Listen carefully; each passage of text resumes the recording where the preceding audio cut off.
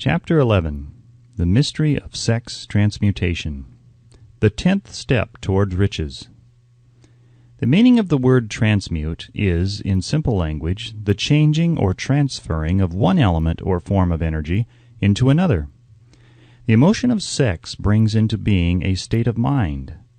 Because of ignorance on the subject, this state of mind is generally associated with the physical, and because of improper influences to which most people have been subjected in acquiring knowledge of sex, things essentially physical have highly biased the mind. The emotion of sex has back of it the possibility of three constructive potentialities. They are 1. The perpetuation of mankind. 2. The maintenance of health. As a therapeutic agency, it has no equal. 3. The transformation of mediocrity into genius through transmutation. Sex transmutation is simple and easily explained. It means the switching of the mind from thoughts of physical expression to thoughts of some other nature. Sex desire is the most powerful of human desires. When driven by this desire, men develop keenness of imagination, courage, willpower, persistence, and creative ability unknown to them at other times. So strong and impelling is the desire for sexual contact that men freely run the risk of life and reputation to indulge it. When harnessed and redirected along other lines, this motivating force maintains all of its attributes of keenness of imagination, courage, etc., which may be used as powerful creative forces in literature, art, or any other profession or calling, including, of course, the accumulation of riches. The transmutation of sexual energy calls for the exercise of willpower, to be sure, but the reward is worth the effort. The desire for sexual expression is inborn and natural. The desire cannot and should not be submerged or eliminated, but it should be given an outlet through forms of expression which enrich the body, mind, and spirit of man. If not given this form of outlet, through transmutation, it will seek outlets through purely physical channels. A river may be dammed and its water controlled for a time, but eventually it will force an outlet. The same is true of the emotion of sex. It may be submerged and controlled for a time, but its very nature causes it to be ever seeking means of expression. If it is not transmuted into some creative effort, it will find a less worthy outlet. Fortunate indeed is the person who has discovered how to give sex emotion an outlet through some form of creative effort, for he has, by that discovery, lifted himself to the status of a genius. Scientific research has disclosed these significant facts. 1. The men of greatest achievement are men with highly developed sex natures, men who have learned the art of sex transmutation. 2. The men who have accumulated great fortunes and achieved outstanding recognition in literature, art, industry, architecture, and the professions were motivated by the influence of a woman. The research from which these astounding discoveries were made went back through the pages of biography and history for more than 2,000 years. Wherever there was evidence available in connection with the lives of men and of great achievement, it indicated most convincingly that they possessed highly developed sex natures. The emotion of sex is an irresistible force against which there can be no such opposition as an immovable body. When driven by this emotion, men become gifted with a superpower for action. Understand this truth, and you will catch the significance of the statement that sex transmutation will lift one to the status of a genius. The emotion of sex contains the secret of creative ability. Destroy the sex glands, whether in man or beast, and you have removed the major source of action. For proof of this, observe what happens to any animal after it has been castrated. A bull becomes as docile as a cow after it has been altered sexually. Sex alteration takes out of the male, whether man or beast, all the fight that was in him. Sex alteration of the female has the same effect. The 10 mind stimuli. The human mind responds to stimuli through which it may be keyed up to high rates of vibration, known as enthusiasm, creative imagination, intense desire, etc. The stimuli to which the mind responds most freely are 1. The desire for sex expression. 2. Love. 3. A burning desire for fame, power, or financial gain, money. 4. Music. 5. Friendship between either of those of the same sex or those of the opposite sex. 6. A mastermind alliance based upon the harmony of two or more people who ally themselves for spiritual or temporal advancement. 7. Mutual suffering, such as that experienced by people who are persecuted. 8. Autosuggestion. 9. Fear. 10. Narcotics and alcohol. The desire for sex expression comes at the head of the list of stimuli which most effectively step up the vibrations of the mind and start the wheels of physical action. 8 of these stimuli are natural and constructive. 2 are destructive. The list is here presented for the purpose of enabling you to make a comparative study of the major sources of mind stimulation. From this study, it will be readily seen that the emotion of sex is by great odds the most intense and powerful of all mind stimuli. This comparison is necessary as a foundation for proof of the statement that transmutation of sex energy may lift one to the status of a genius. Let us find out what constitutes a genius. Some wiseacre has said that a genius is a man who wears long hair, eats queer food, lives alone, and serves as a target for the joke-makers. A better definition of a genius is a man who has discovered how to increase the vibrations of thought to the point where he can freely communicate with sources of knowledge not available through the ordinary rate of vibration of thought. The person who thinks will want to ask some questions concerning this definition of genius. The first question will be, how may one communicate with sources of knowledge which are not available through the ordinary rate of vibration of thought? The next question will be, are there known sources of knowledge which are available only to genii? And if so, what are these sources, and exactly how may they be reached? We shall offer proof of the soundness of some of the more important statements made in this book, or at least we shall offer evidence through which you may secure your own proof through experimentation, and in doing so we shall answer both of these questions. Genius is developed through the sixth sense. The reality of the sixth sense has been fairly well established. This sixth sense is creative imagination. The faculty of creative imagination is one which the majority of people never use during an entire lifetime, and if used at all, it usually happens by mere accident. A relatively small number of people use, with deliberation and purpose aforethought, the faculty of creative imagination. Those who use this faculty voluntarily and with understanding of its function are genii. The faculty of creative imagination is the direct link between the finite mind of man and infinite intelligence. All so-called revelations referred to in the realm of religion, and all discoveries of basic or new principles in the field of invention, take place through the faculty of creative imagination. When ideas or concepts flash into one's mind through what is popularly called a hunch, they come from one or more of the following sources. 1. Infinite intelligence. 2. One's subconscious mind, wherein is stored every sense impression and thought impulse which ever reached the brain through any of the 5 senses. 3. From the mind of some other person who has just released the thought or picture of the idea or concept through conscious thought, or 4. From the other person's subconscious storehouse. There are no other known sources from which inspired ideas or hunches may be received. The creative imagination functions best when the mind is vibrating due to some form of mind stimulation at an exceedingly high rate, that is, when the mind is functioning at a rate of vibration higher than that of ordinary normal thought.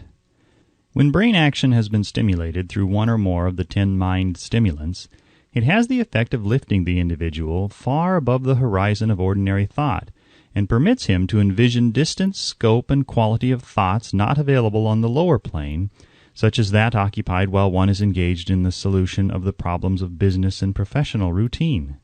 When lifted to this higher level of thought, through any form of mind stimulation, an individual occupies, relatively, the same position as one who has ascended in an airplane to a height from which he may see over and beyond the horizon line, which limits his vision while on the ground.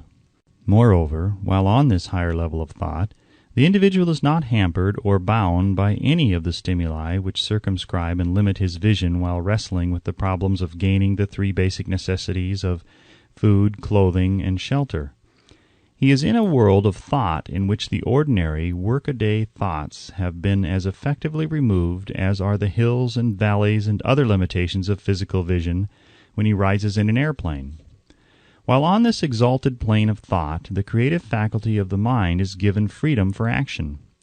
The way has been cleared for the sixth sense to function. It becomes receptive to ideas which could not reach the individual under any other circumstances.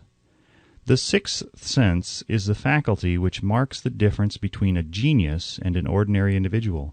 The creative faculty becomes more alert and receptive to vibrations originating outside the individual's subconscious mind. The more this faculty is used, and the more the individual relies upon it and makes demands upon it for thought impulses. This faculty can be cultivated and developed only through use. That which is known as one's conscious operates entirely through the faculty of the sixth sense. The great artists, writers, musicians, and poets become great because they acquire the habit of relying upon the still small voice, which speaks from within through the faculty of creative imagination. It is a fact well known to people who have keen imaginations that their best ideas come through so-called hunches. There is a great orator who does not attain to greatness until he closes his eyes and begins to rely entirely upon the faculty of creative imagination. When asked why he closed his eyes just before the climaxes of his oratory, he replied, "I do it because then I speak through ideas which come to me from within." One of America's most successful and best-known financiers followed the habit of closing his eyes for 2 or 3 minutes before making a decision.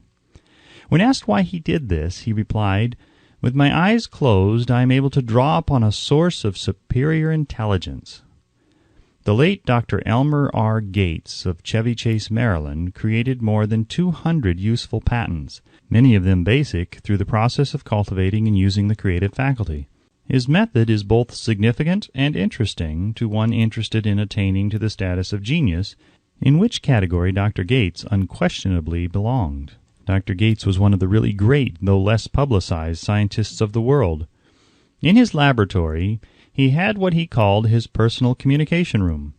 It was practically soundproof and so arranged that all light could be shut out. It was equipped with a small table on which he kept a pad of writing paper. In front of the table on the wall was an electric push-button which controlled the lights. When Dr. Gates desired to draw upon the forces available to him through his creative imagination, he would go into this room, seat himself at the table, shut off the lights, and concentrate upon the known factors of the invention on which he was working, remaining in that position until ideas began to flash into his mind in connection with the unknown factors of the invention. On one occasion, ideas came through so fast that he was forced to write for almost 3 hours. When the thoughts stopped flowing and he examined his notes, he found that they contained a minute description of principles which had not a parallel among the known data of the scientific world. Moreover, the answer to his problem was intelligently presented in those notes. In this manner, Dr. Gates completed over 200 patents, which had been begun, but not completed, by half-baked brains. Evidence of the truth of this statement is in the United States Patent Office. Dr. Gates earned his living by sitting for ideas for individuals and corporations.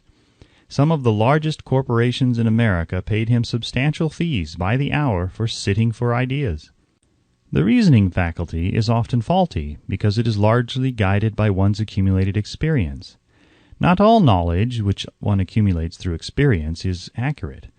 Ideas received through the creative faculty are much more reliable for the reason that they come from sources more reliable than any which are available to the reasoning faculty of the mind.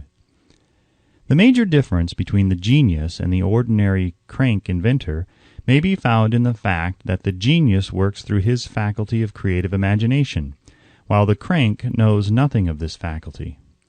The scientific inventor, such as Mr. Edison and Dr. Gates, makes use of both the synthetic and the creative faculties of imagination.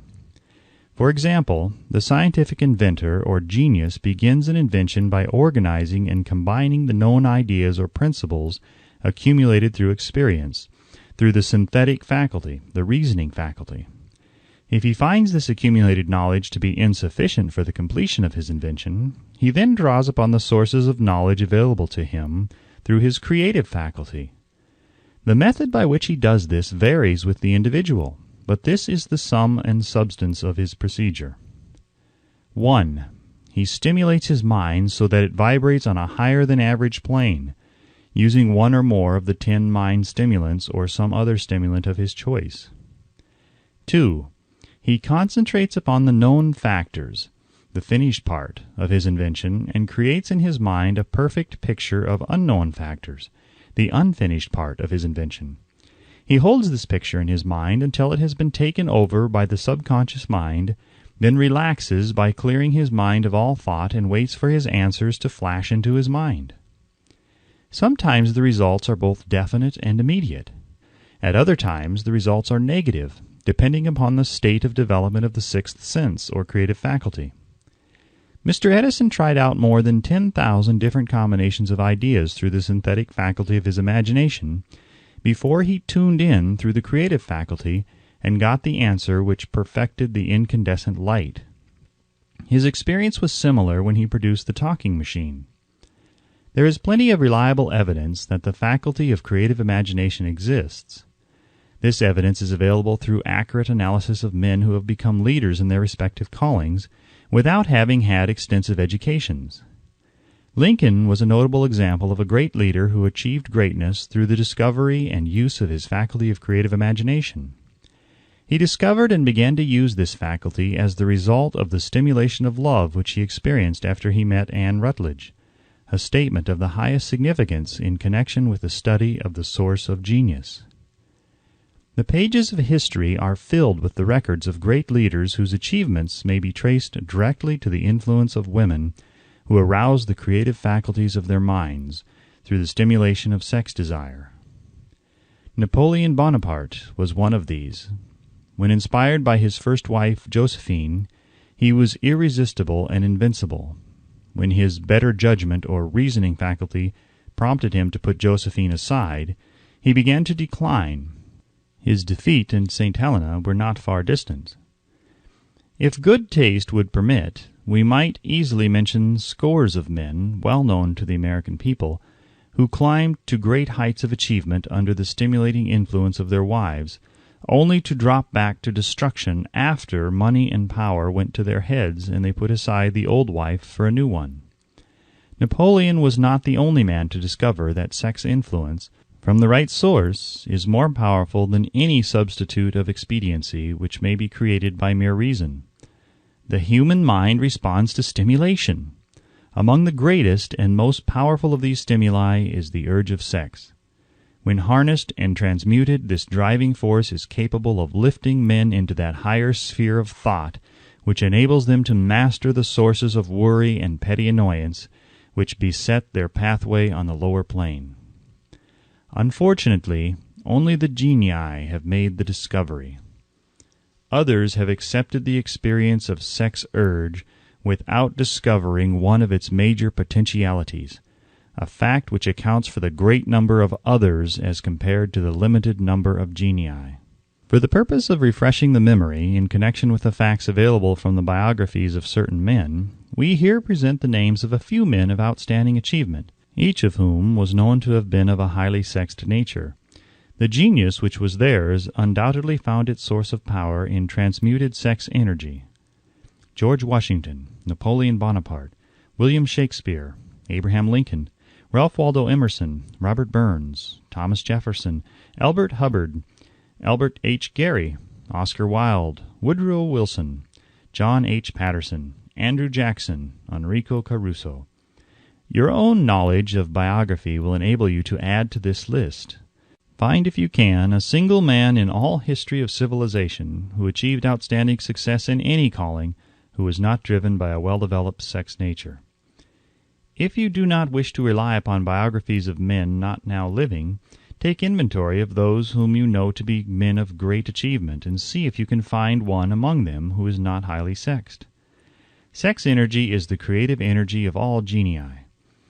There never has been and never will be a great leader, builder, or artist lacking in this driving force of sex.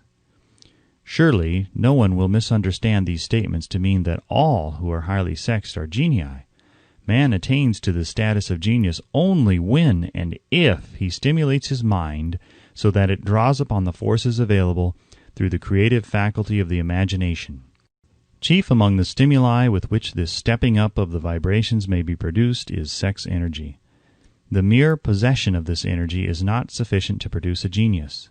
The energy must be transmuted from desire for physical contact into some other form of desire and action before it will lift one to the status of a genius. Far from becoming genii, because of great sex desires, the majority of men lower themselves through misunderstanding and misuse of this great force to the status of the lower animals. Why men seldom succeed before 40. I discovered from the analysis of over 25,000 people that men who succeed in an outstanding way seldom do so before the age of 40, and more often they do not strike their real pace until they are well beyond the age of 50. This fact was so astounding that it prompted me to go into the study of its cause most carefully, carrying the investigation over a period of more than 12 years. This study disclosed the fact that the major reason why the majority of men who succeeded do not begin to do so before the age of 40 to 50 is their tendency to dissipate their energies through overindulgence in physical expression of the emotion of sex. The majority of men never learn that the urge of sex has other possibilities, which far transcend in importance that of mere physical expression. The majority of those who make this discovery do so after having wasted many years at a period when the sex energy is at its height, prior to the age of 45 to 50. This usually is followed by noteworthy achievement. The lives of many men up to and sometimes well past the age of 40 reflect a continued dissipation of energies which could have been more profitably turned into better channels. Their finer and more powerful emotions are sown wildly in the four winds. Out of this habit of the male grew the term, sowing his wild oats. The desire for sexual expression is by far the strongest and most impelling of all human emotions, and for this very reason this desire, when harnessed and transmuted into action other than that of physical expression, may raise one to the status of a genius. One of America's most able businessmen frankly admitted that his attractive secretary was responsible for most of the plans he created. He admitted that her presence lifted him to heights of creative imagination such as he could experience under no other stimulus. One of the most successful men in America owes most of his success to the influence of a very charming young woman who has served as his source of inspiration for more than 12 years. Everyone knows the man to whom this reference is made, but not everyone knows the real source of his achievements. History is not lacking in examples of men who attained to the status of genii as the result of the use of artificial mind stimulants in the form of alcohol and narcotics. Edgar Allan Poe wrote The Raven while under the influence of liquor, dreaming dreams that mortal never dared to dream before. James Whitcomb Riley did his best writing while under the influence of alcohol. Perhaps it was thus he saw the ordered intermingling of the real and the dream, the mill above the river and the mist above the stream. Robert Burns wrote best when intoxicated, "For Auld Lang Syne, my dear, we'll take a cup of kindness yet for Auld Lang Syne." But let it be remembered that many such men have destroyed themselves in the end. Nature has prepared her own potions with which men may safely stimulate their minds so they vibrate on a plane that enables them to tune in to fine and rare thoughts which come from no man knows where. No satisfactory substitute for nature's stimulants has ever been found.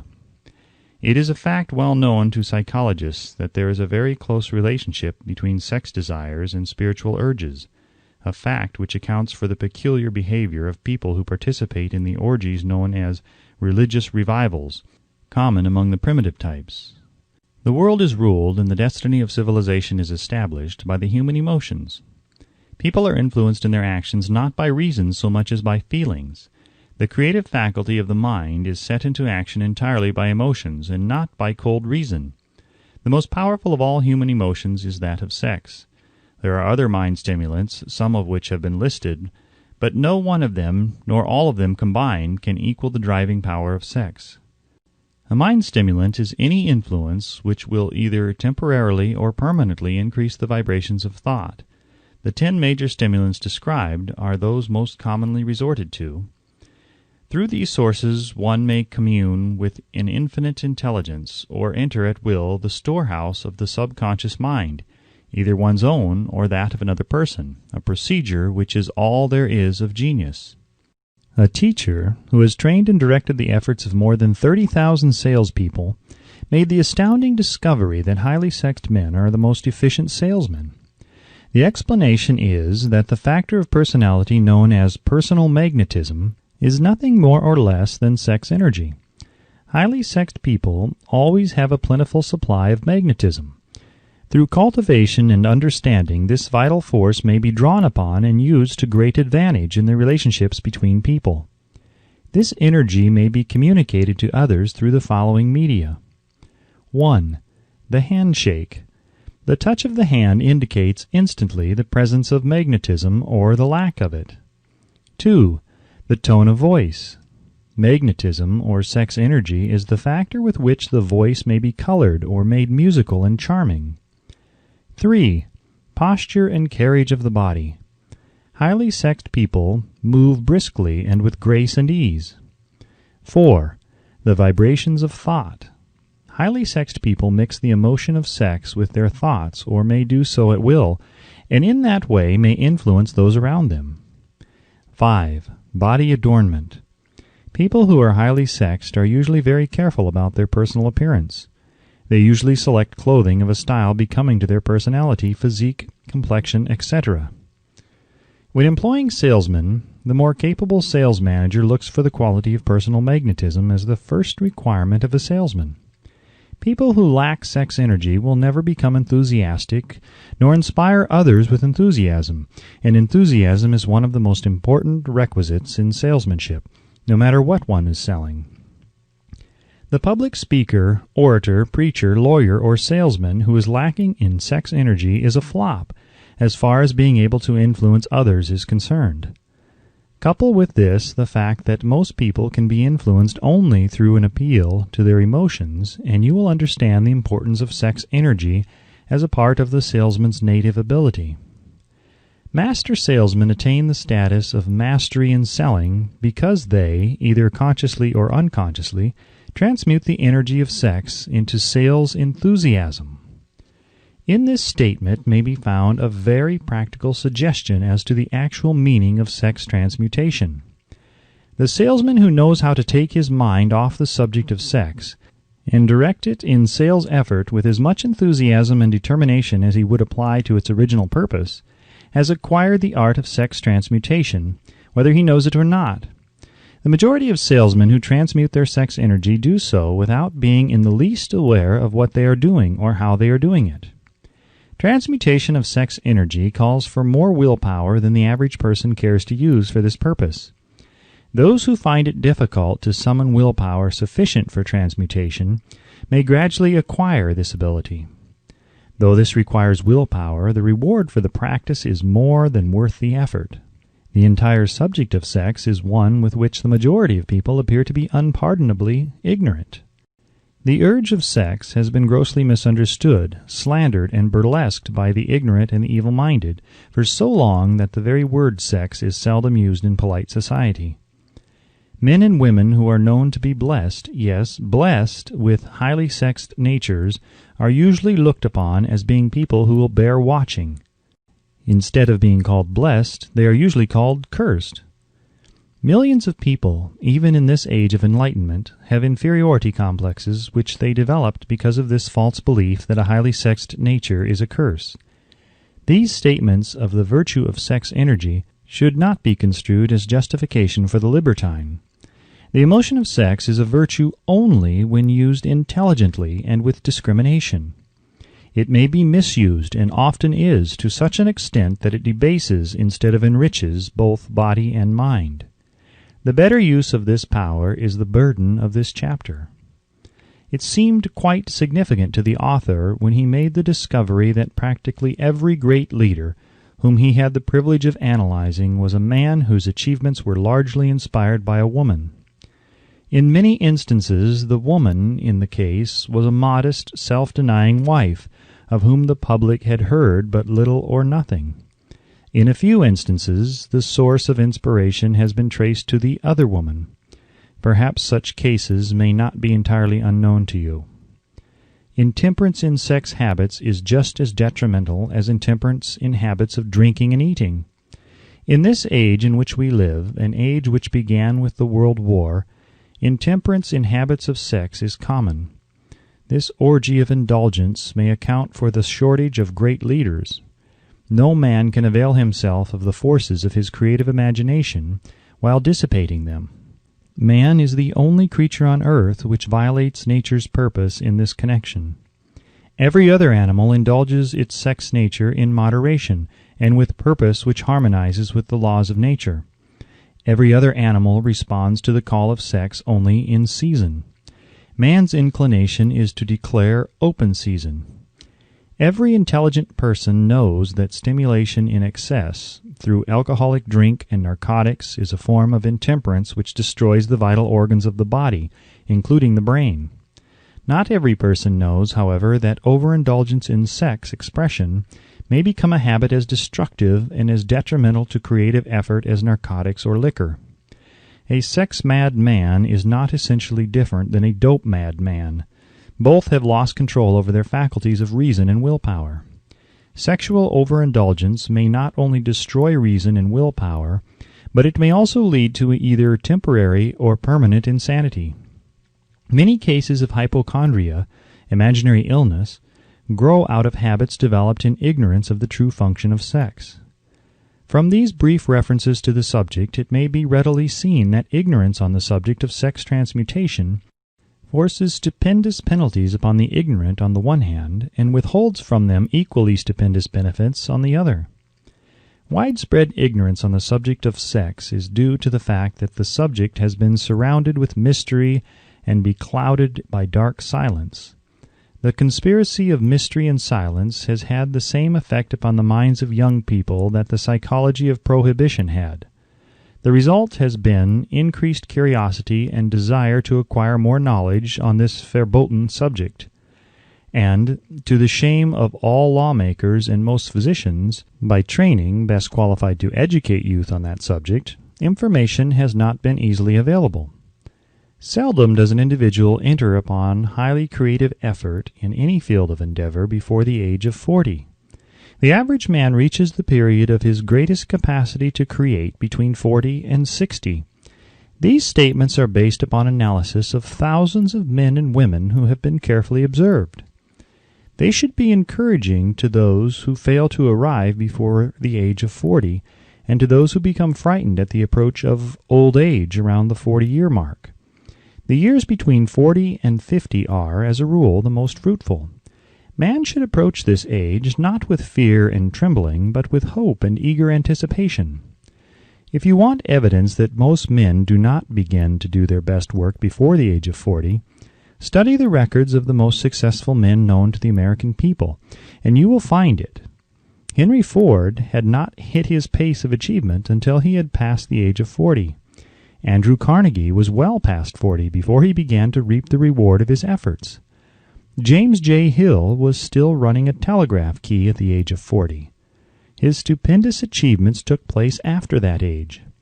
Biographies of American industrialists and financiers are filled with evidence that the period from 40 to 60 is the most productive age of man.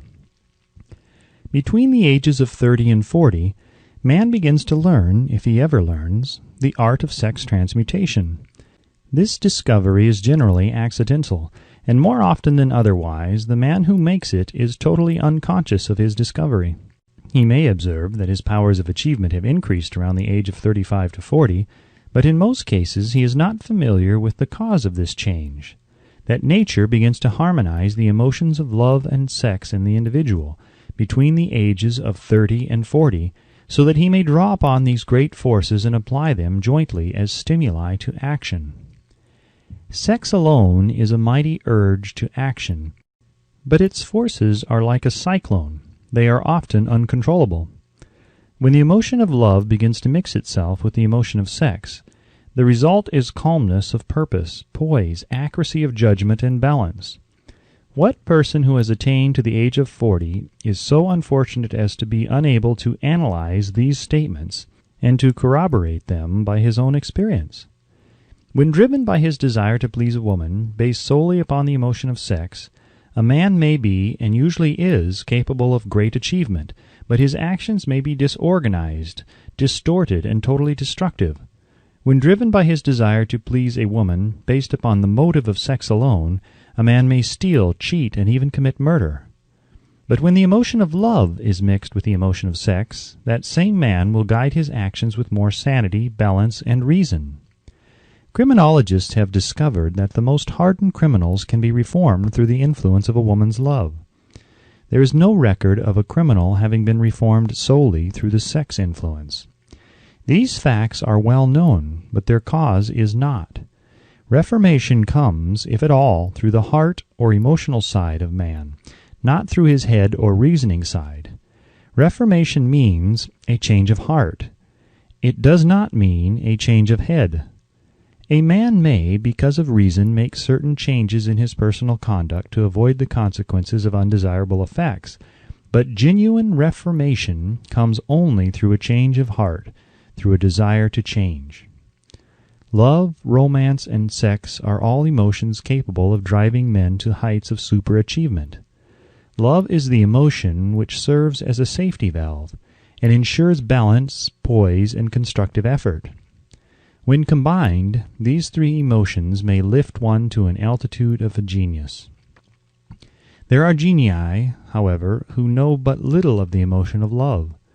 Most of them may be found engaged in some form of action which is destructive, or at least not based upon justice and fairness toward others.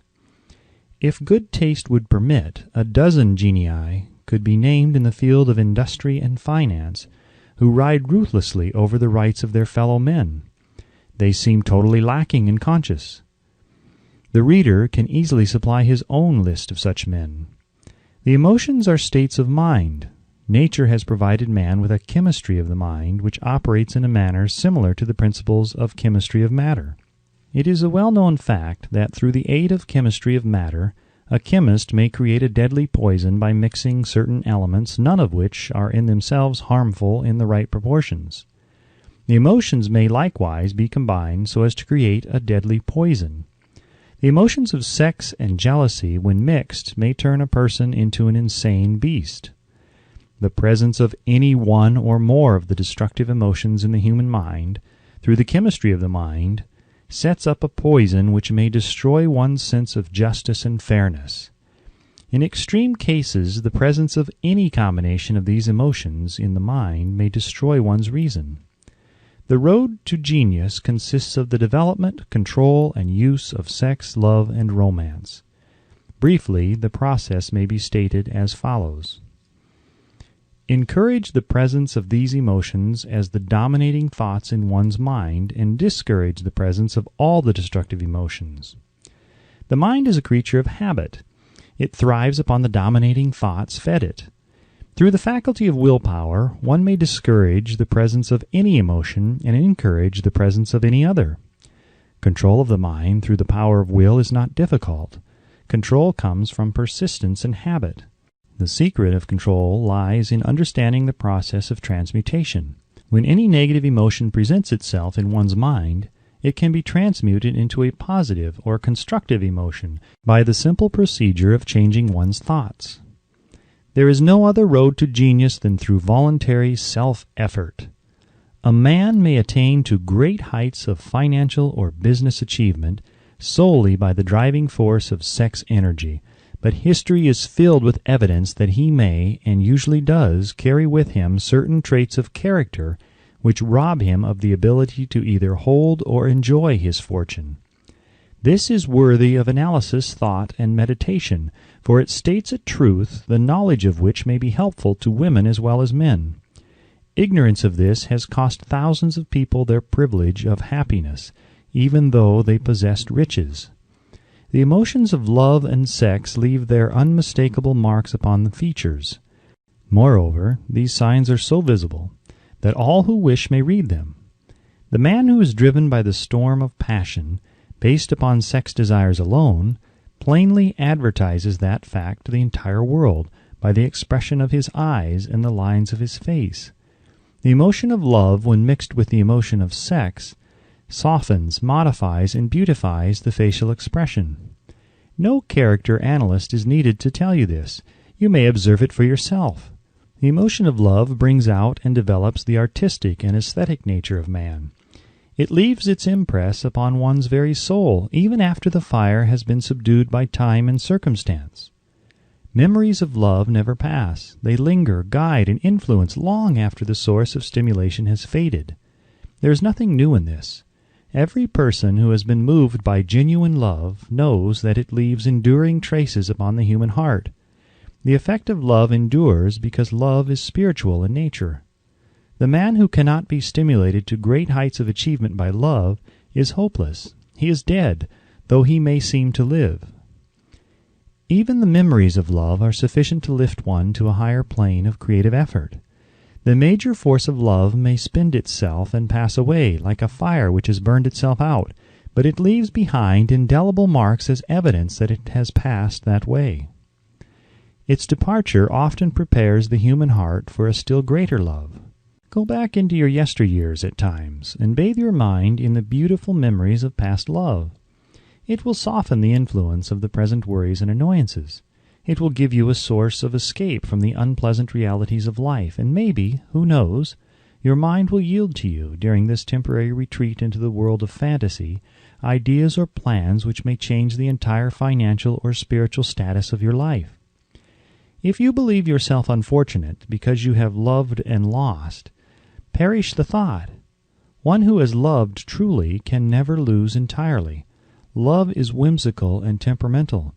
Its nature is ephemeral and transitory. It comes when it pleases and goes away without warning. Accept and enjoy it while it remains, but spend no time worrying about its departure. Worry will never bring it back. Dismiss also the thought that love never comes but once. Love may come and go, times without number, but there are no two love experiences which affect one in just the same way. There may be, and there usually is, one love experience which leaves a deeper imprint on the heart than all the others. But all love experiences are beneficial except to the person who becomes resentful and cynical when love makes its departure. There should be no disappointment over love, and there would be none if people understood the difference between the emotions of love and sex. The major difference is that love is spiritual, while sex is biological. No experience which touches the human heart with a spiritual force can possibly be harmful, except through ignorance or jealousy. Love is, without question, life's greatest experience. It brings one into communication with infinite intelligence. When mixed with the emotions of romance and sex, it may lead one far up the ladder of creative effort. The emotions of love, sex, and romance are sides of the eternal triangle of achievement, building genius. Nature creates genii through no other force. Love is an emotion with many sides, shades, and colors. The love which one feels for parents or children is quite different from that which one feels for one's sweetheart. The one is mixed with the emotion of sex, while the other is not. The love which one feels in true friendship is not the same as that felt for one's sweetheart, parents, or children, but it, too, is a form of love. Then there is the emotion of love for things inanimate, such as the love of nature's handiwork. But the most intense and burning of all these various kinds of love is that experienced in the blending of the emotions of love and sex. Marriages, not blessed with the eternal affinity of love, properly balanced and proportioned with sex, cannot be happy ones, and seldom endure. Love alone will not bring happiness in marriage, nor will sex alone. When these two beautiful emotions are blended, marriage may bring about a state of mind closest to the spiritual that one may ever know on this earthly plane. When the emotion of romance is added to those of love and sex, the obstructions between the finite mind of man and infinite intelligence are removed. Then a genius has been born. What a different story is this than those usually associated with the emotion of sex. Here is an interpretation of the emotion which lifts it out of the commonplace and makes of it potter's clay in the hands of God, from which he fashions all that is beautiful and inspiring. It is an interpretation which would, when properly understood, bring harmony out of the chaos which exists in too many marriages. The disharmonies often expressed in the form of nagging may usually be traced to lack of knowledge on the subject of sex. Where love, romance, and the proper understanding of the emotion and function of sex abide, there is no disharmony between married people. Fortunate is the husband whose wife understands the true relationship between the emotions of love, sex, and romance. When motivated by this holy triumvirate, no form of labor is burdensome, because even the most lowly form of effort takes on the nature of a labor of love. It is a very old saying that a man's wife may either make him or break him, but the reason is not always understood. The making and breaking is the result of the wife's understanding or lack of understanding of the emotions of love, sex, and romance. Despite the fact that men are polygamous by the very nature of their biological inheritance, it is true that no woman has as great an influence on a man as his wife, unless he is married to a woman totally unsuited to his nature. If a woman permits her husband to lose interest in her and become more interested in other women, it is usually because of her ignorance or indifference toward the subjects of sex, love, and romance. This statement presupposes, of course, that genuine love once existed between a man and his wife. The facts are equally applicable to a man who permits his wife's interest in him to die. Married people often bicker over a multitude of trivialities. If these are analyzed accurately, the real cause of the trouble will often be found to be indifference or ignorance on these subjects. Man's greatest motivating force is his desire to please woman.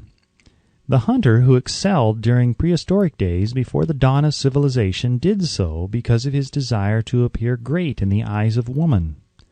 Man's nature has not changed in this respect.